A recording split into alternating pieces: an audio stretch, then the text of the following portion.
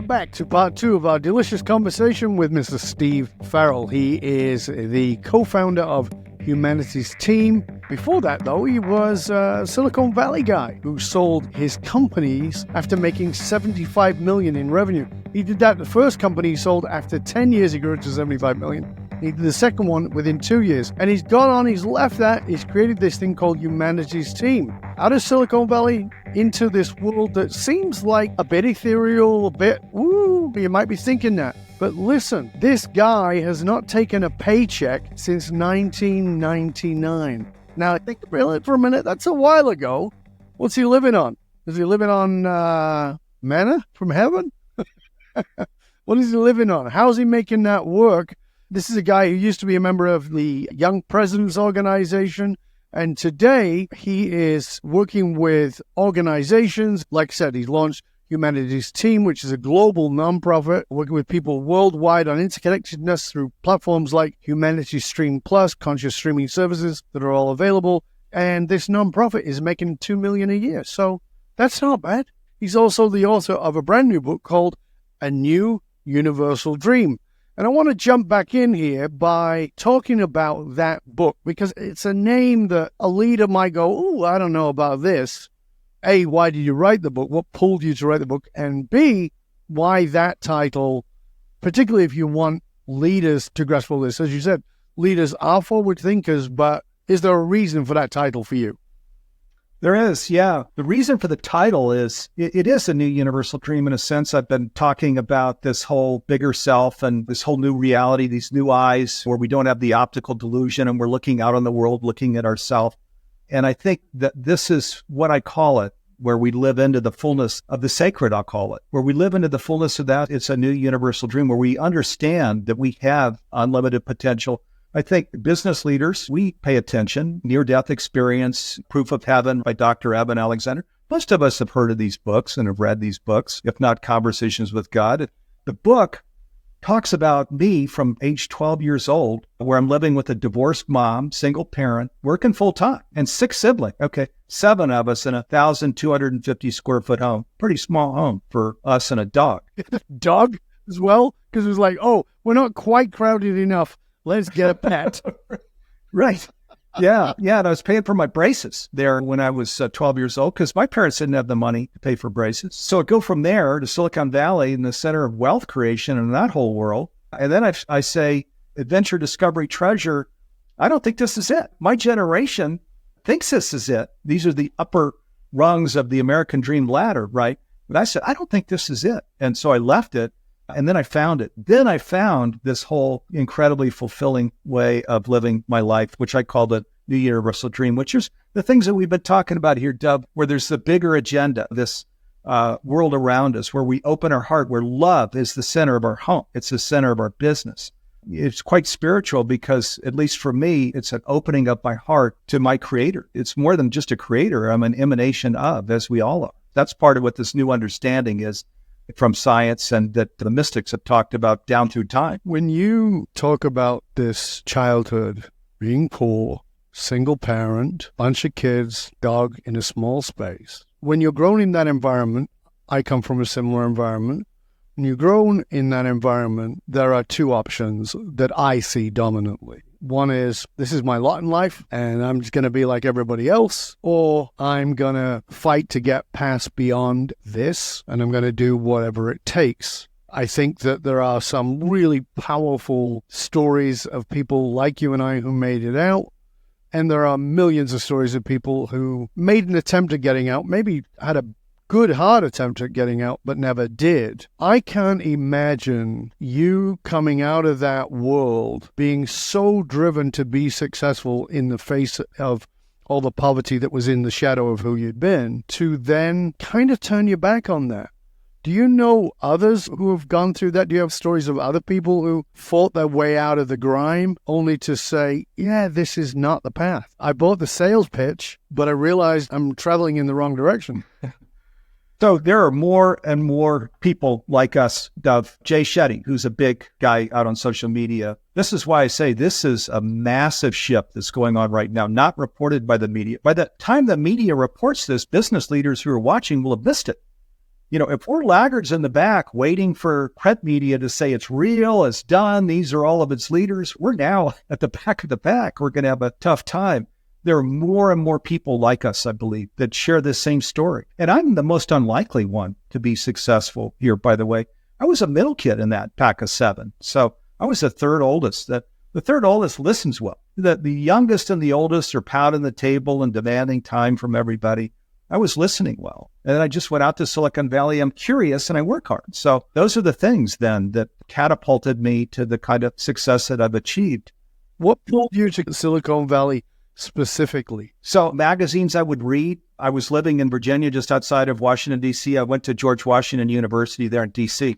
I would read magazines that would talk about Go West, Young Man, and these things. So here's part of this whole oneness thing or diversity and unity thing that I'm talking about. Notice how we're guided to things. The person that's our partner, the kids, I adopted 2 kids at birth with my wife, the home, all of these things, we're guided to them. I was guided as I was living in that little home with my brothers and sisters. I kept reading and just feeling like I got to move west, even though I didn't know anybody. So I moved out to San Francisco in 1979, right out of college. And it was tough because that wasn't an easy place for a young person to live, right in downtown San Francisco. But I followed my guidance, that still small voice I followed, which is part of, by the way, what this whole conscious journey is. It's always paying attention to the still small voice and not letting the worldly noise where people say, don't do that, and you're making a mistake. And we get in trouble when we become a sheeple, and we're just following. But did you recognize that voice at that time? I know that you went there, but did you recognize there was this sense of being guided, or did that feel like it was your ambition? Because I'm imagining that there's a listener going right now, is that my still small voice, or is that my ambition? Did you know the distinction at that time as you moved from Virginia to San Francisco and potentially into Silicon Valley? Honestly, I did. On some level, I did, Dove, because the still small voice, the feelings and sensations that were the guidance, I trusted it and I followed it. Whereas the ambition stuff of I could grow into and I could make this much and stuff, that was the sugar high. That's the snow cone. And I could pretty easily distinguish which was which. And I didn't pay much attention to the snow cone at all because that thing was just going to melt away in no time. So as you decided to move away, I know that when I decided to move away from the environment I'd grown up in, I got a lot of pushback. Like, who do you think you are? Where do you think you're going? I went and traveled the world and studied and opened businesses on 3 continents. I did those things, which was completely bizarre to the people around me. But I also went on a very deep spiritual path. That's one of the things you and I have in common. This very deep spiritual path. And the fact that I became reasonably successful at business gave them bragging rights. I always say, you'll never be applauded from the place you come from until they can claim you. Oh, that's Darby. He's one of us, right? Or, Albert Finney, who was a famous actor for many, many years. When he lived in my hometown, he was just the son of a bookie. And then he became famous and became suddenly our boy. When you walk away from that, did you face that pushback initially at leaving and just going west? I did. Yeah. And for longer than that, people were like, including my family, why are you moving out there? You don't know anybody. Steve, you're moving from the East Coast to the West Coast. What is up with that? And then I became the our boy guy when, as you might imagine, when in the 90s with the success I had. And then what happens when you achieve that level of success is people start having you in their sentences because, they become disempowered, which is silly, just totally silly. You're a rock star then. People just want to just sit there and listen to you talk, which is really totally silly. Then when I left Silicon Valley and sold it all and went down this path of starting this nonprofit that has a spiritual basis, people thought I lost my mind. I know I got dismissed when I wanted to leave. They thought I was a nutcase. But then when I had lots of success, then they were having bragging rights on me, like you just talked about. But then when I decided to be very much on my spiritual path, now I'm still in the business world in a very big way, and I guide and serve business people. But that spiritual path was a part of them that was like, that's an incomprehensible. And it really speaks to where we were in part 1 of the show, which is you're going to be successful in business, and now you're going to put the spiritual thing together. No, we can't own that. There's no bragging rights in that. And so the only opportunity to do is to say, you've clearly lost the plot, right? You've no idea what the script is anymore. You've lost it. And you have taken those two very successful businesses, and now you've gone on your own path, and you've written this book, and you've developed this masterclass, and you've created this international business. Are they starting to claim you again? Yeah, this conscious living wave is coming in, as we know. So it's coming in big time. And now I need assistance around me just to manage the incoming interest from all sources, speaking, media, all sources. Now things are changing, but I had to kind of go back all the way to the bottom. When I left and people said I'd lost my mind, there was more than 10 years done where I was just digging it out with my fingernails. But I knew that this was my path, that still small voice. I was being true to my still small voice. And it's almost a surprise. Out of that then, and with the book and all of the things that followed, it became something huge where now I am full out all day long. So now let's go to the other side of that, which is on the very personal level, because you are married, you have 2 kids. Did your missus think you'd lost the plot? Like, we got kids here, there's payments. I was very fortunate. This is another one where God's love for me, who, by the way, God doesn't play favorites. Just trust me. There are no favorites that are played. We are all loved equally. When I was called to sell everything and leave Silicon Valley, start this nonprofit, I went to my wife and I said, Stephanie, I have got to do this. This is a calling that I have to do. And I don't know that if I'll ever get a paycheck for the rest of my life. Now, I've been led to the right woman who said, okay, well, here we go. Let's go do this.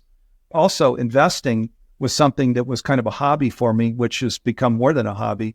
And I'm not a trader at all. It's a long-term investing. So I can just leave things alone for years and years and years. But that's what sustained me from back in those early years when we sold my interest in Silicon Valley. Did she ever have any doubt? Oh, I'm sure she did. Yeah. Because, that was 1999 that we had our exit from the first company, which was real success. We had the 2000 to 2003 crash, then the 2007 to 9 Great Recession, the recent bear market, right? So, and there were lots of health challenges in my family with my wife and my son. There have been huge challenges all along the way. Even today, my son has an OCD pyroluria problem. It's not like everything's roses for me. And yet I do describe this life, which I call conscious living. It's like living on a raft that floats up above this whole day-to-day roller coaster of good day, bad day. And it really is like that for me, even with the challenges I face. Thank you for sharing that. I think it's a really important thing for people to understand, because I think that people misinterpret the idea of conscious living, conscious leadership, conscious business with some airy-fairy positive thinking nonsense. And so therefore everything's rosy and you've only got to talk about the rosy stuff. But the fact of the matter is, it's the SH factor. I call it the SH factor, which means shit happens. And it happens for everybody, no matter where you're from or what you're doing. We can all look at the Jeff Bezos of the world and go, oh, life is great. Unless you're living inside that man's life, you have no clue. And so it's easy to look at someone like Steve and go, well, of course it's easy for you because you had these 2 exits. However, there's issues with family, just like anybody else, issues with health, just like anybody else. The question is, what sustains you? The question is, what sustains you? Don't get me wrong, you know this if you're listening to the show. I'm not a Christian. I don't claim to be religious at all. I'm very spiritual, but I'm certainly not religious. Religion doesn't sustain me, but if it sustains you, rock and roll, that's fantastic. What is it that sustains you at a deeper level than the materialism of the next big thing? Because what we know about that, again, there's neuroscience research on this, as well as quantum physics research on this, is what sustains you at a material level will, in fact, deplete you over time. There's no doubt of that, right? It sustains you. You're hungry and you want something quick, so you have a bowl of pasta and some ice cream. That does sustain you in the moment. No doubt about it. Your hunger goes away. You get a high from the sugar.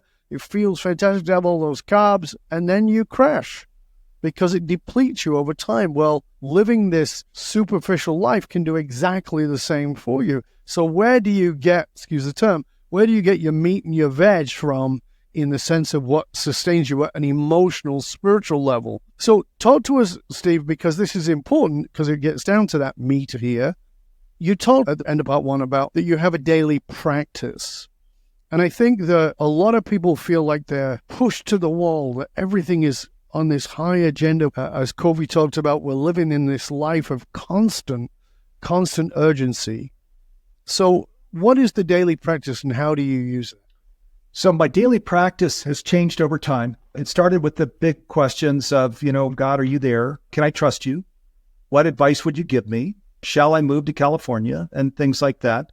It's evolved into now a daily practice. I wake up in the morning and I'm intentional is like a rudder, right, on a boat. So you're pointed in a direction because you're intentional. So I'm intentional about this whole bigger self, that so many people feel the sense of separation, of isolation, of fatigue, all of these things in the outer world, the global warming, extreme weather, war, all of these things. So I'm intentional about helping people to, just as we're discussing here, wake up to who we really are and living into this bigger self where we're of service, where we have an open heart, where love is kind of the basis for what we're doing in our home, in our community, and yes, at work. The other thing that it's evolved into for me is the term metaphysical. So what is metaphysical? 2,000 years ago, it was said, it is done unto you as you believe. Today, a lot of people follow Joe Dispenza, where Joe Dispenza talks about you're up in the quantum field and you're creating your future, right? A lot of people are following Joe Dispenza now, including in the mainstream and in business. This is the same thing. This is the same thing. This is where we're seeing into the future, where we're actually creating the future that's coming. Thought, word, and deed are what create. Begins with thought, then we give it word expression, and then it's our activity. Those three together, when they are aligned and where it's very, very strong, produces incredible results. My whole life is an example of this. Thought, word, and deed in alignment that it's creating. So now in my daily practice, I'm looking out at this world where kids are no longer worried about an existential crisis, or sometimes, in Netflix, the movies say the sixth grade mass extinction staring us down. So I'm looking at a world, we've detoured that. We've healed it. A remedy has come where we are awake now to being part of this world that we're deeply connected to and where we're in service to it and where that boomerang effect is going on. So we're not having to worry about the paycheck going away. My experience is that paycheck doesn't go away at all. As you mentioned in the introduction, Dov, I haven't drawn a paycheck since 1999, but my overall financial wealth has grown.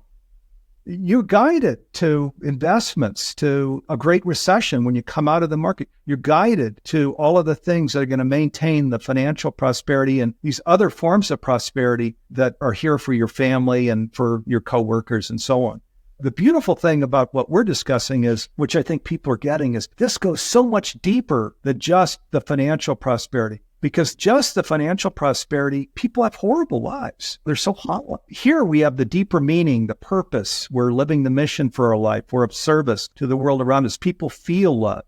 They love us and we love them back. It's incredibly rich, this life that we experience where we're doing the kinds of things we're talking about here.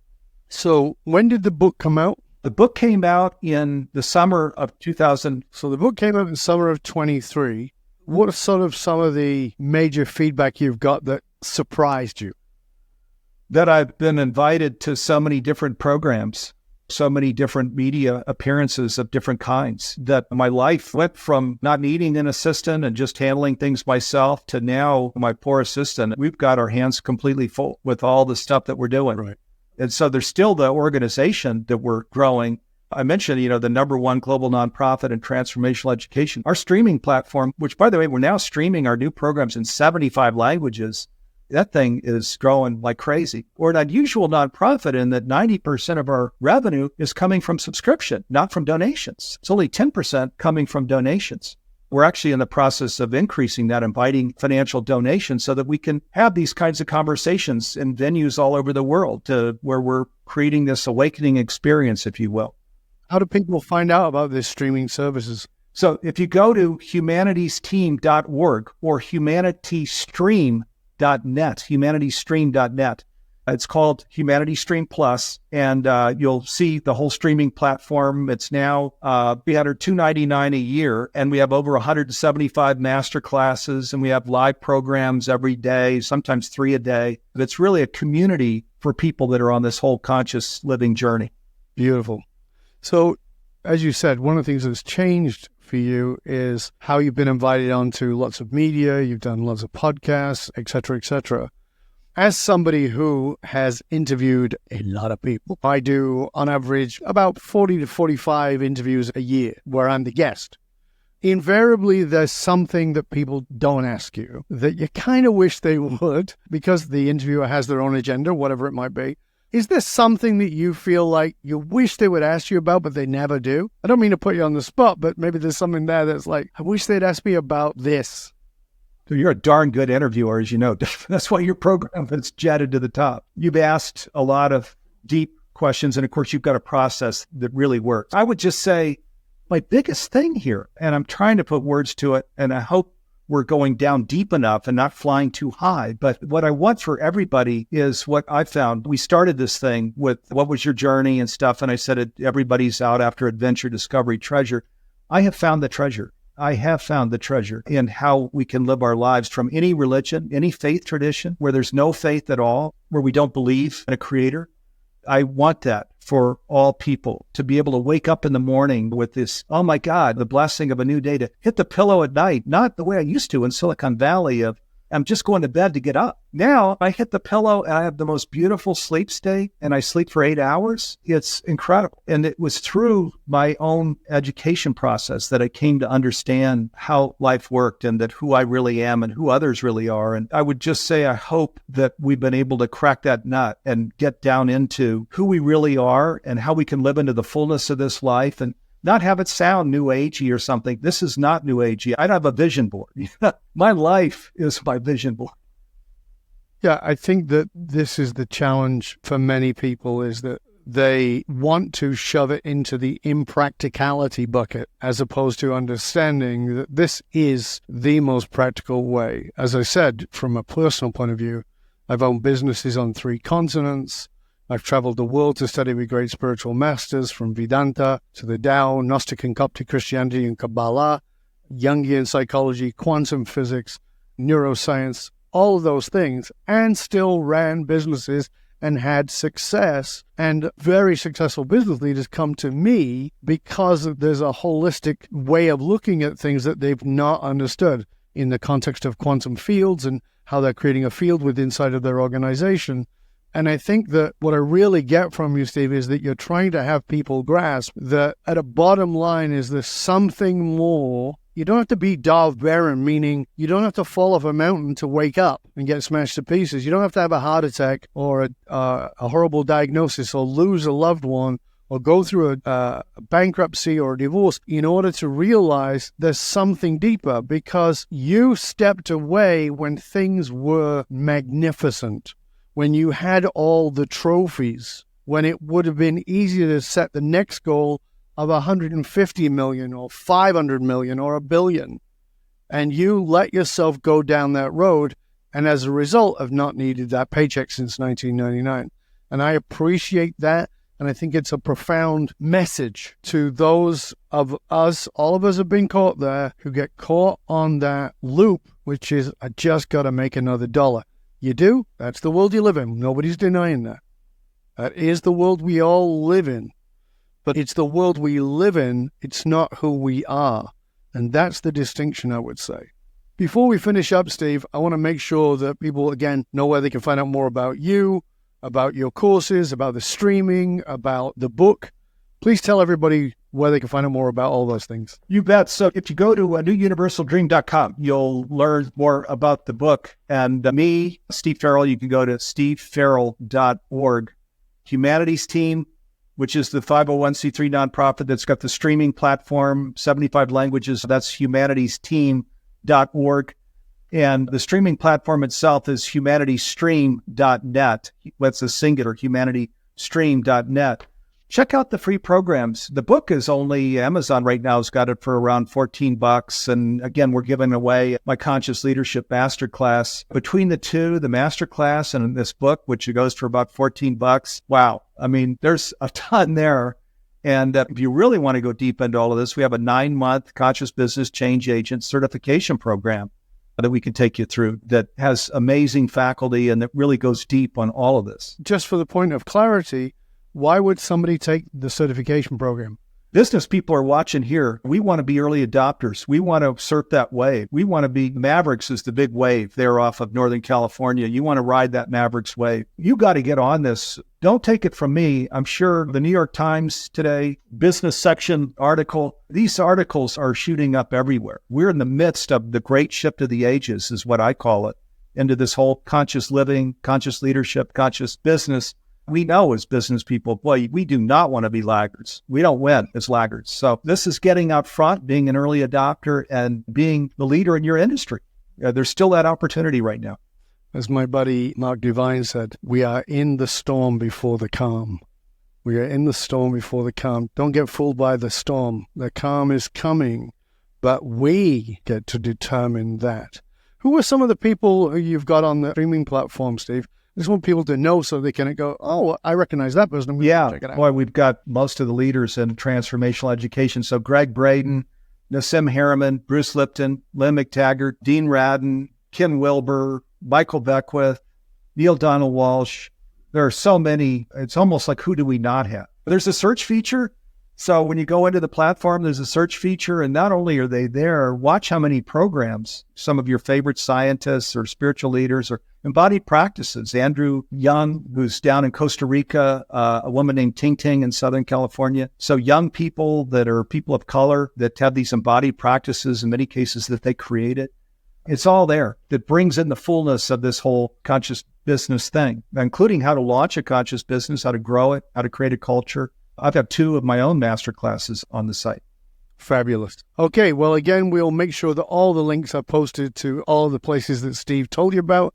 So make sure that you can get a hold of them. Steve, thank you so much for being with us. Thank you for this courageous and curious conversation. It's been a pleasure and honor, sir. I hope you'll stay with us to the end. Yeah, thanks so much for having me here, Dov. Thanks for having me on your program. You've got a fabulous program, as you know, and it's a real honor to be here with you. Thank you, sir. And for you, dear listener, remember, those who control the meaning for the tribe also control the movement of the tribe. You can tap into the groundbreaking understanding of applying the anatomy of meaning extracted from the emotional source code of your individuals, organization, and even nations to build behavioral profiles, detect deception, perception, and influence. I'm Dov Barron. I show businesses, teams, and leaders how to harness their emotional source code to move their tribe, because unified actualized meaning is the single monolithic difference between mediocrity and greatness for individuals and companies. Remember, we need your help in staying relevant, so please go to wherever you tune into the podcast from and do us a favor, rate, review, and subscribe to the show. It really makes a big difference, and we really appreciate it. And of course, a big thank you to you for sharing the show with everybody you know if you are a regular listener. Till next time, stay curious, my friends. Stay curious about conscious business. What does it mean? What can you do with what you've learned on the show today in these last 2 episodes that will allow you to take your meaning for business simply out of the bottom line profits and loss and into the high bottom line, which is soulful, that enriches you and enriches everyone around you at a deep, deep level. I'm Dov Barron. I'm here to assist you tapping into your deepest meaning to reach that next level of clarity, focus, purpose, and profit in your business, in your life, and in your leadership impact. And I am out.